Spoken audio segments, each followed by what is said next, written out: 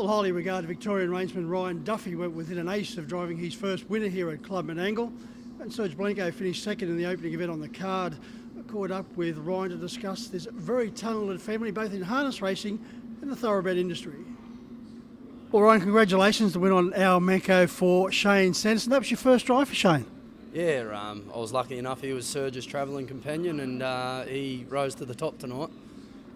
The opening event on the card, you went within a whisker with Serge Blanco. Game performance?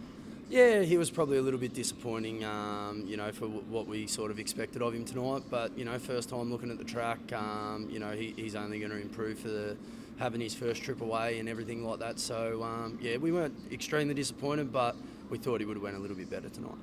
Been a big day for the Duffy brothers. Your brother Jake rode two winners at the Mildura meeting, and you've backed up with the win here tonight.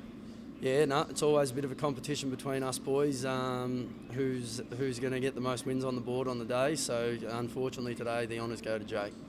Jake's got a very successful career, mainly around the provincial and country circuit as far as Victoria is concerned. Ridden over 600 winners, but he still dabbles a little bit with harness racing. Yeah, he goes out and gives Dad a hand when he's sort of got a little bit of free time and he's not having to waste too much. But he's, I suppose, homebred, grown up around the harness horses, so it's always going to be in his blood. But as he says to me, the money's not good enough to get him behind him, so I can't see him driving, but it would be good if he did.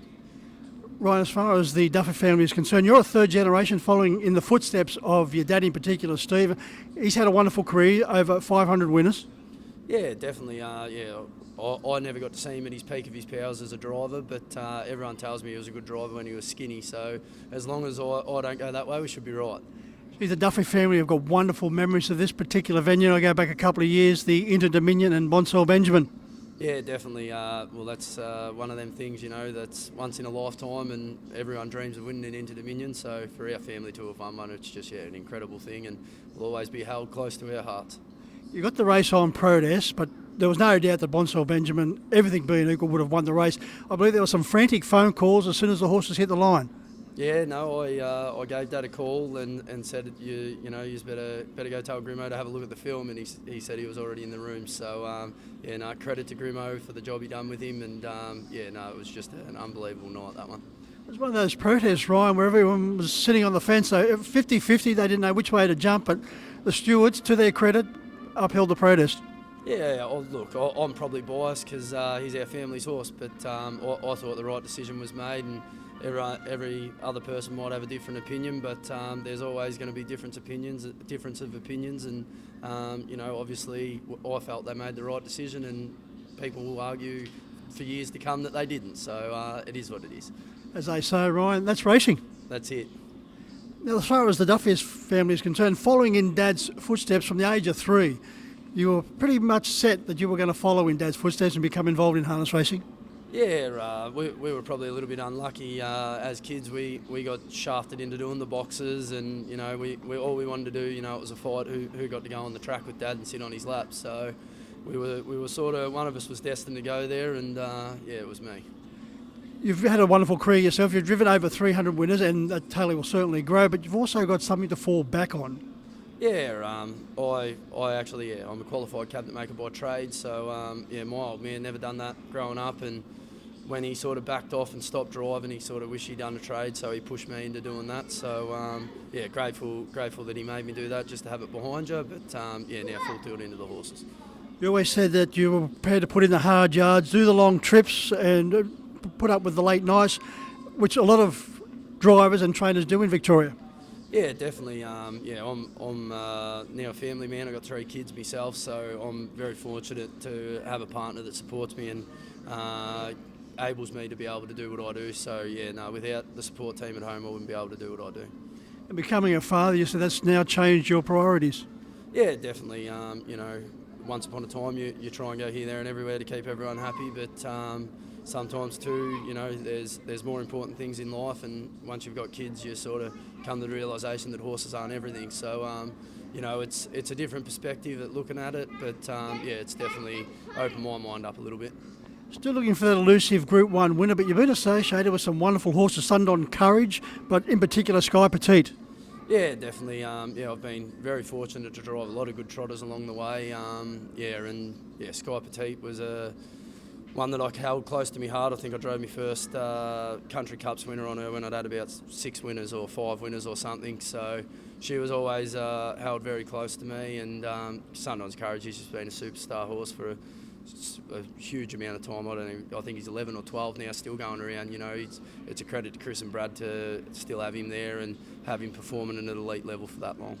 Your career's gone to another level in this particular season. You were able to drive a winner for Yabby Dam, Revelstoke, and that sort of propelled you into that particular organisation. Yeah, I'd already taken up a job there. I was probably a little bit fortunate through COVID when we were in regional racing. I actually drove all their horses through regional racing, so I had a little bit of success with them and a great relationship with Anton. And it sort of job arose to go work for Pat and Anton, and I sort of decided to get rid of. I had 6 or 7 horses of my own, just get rid of them and concentrate on doing that. And I'm grateful for the opportunity they're giving me, and looking forward to the future there.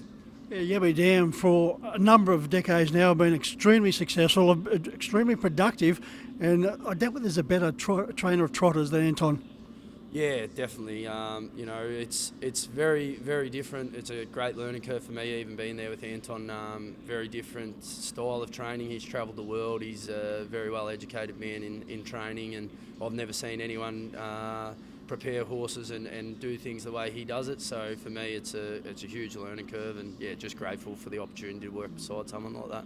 This particular trip with Serge Blanco, Ryan, a learning experience for further down the track as far as maybe bringing more horses this way?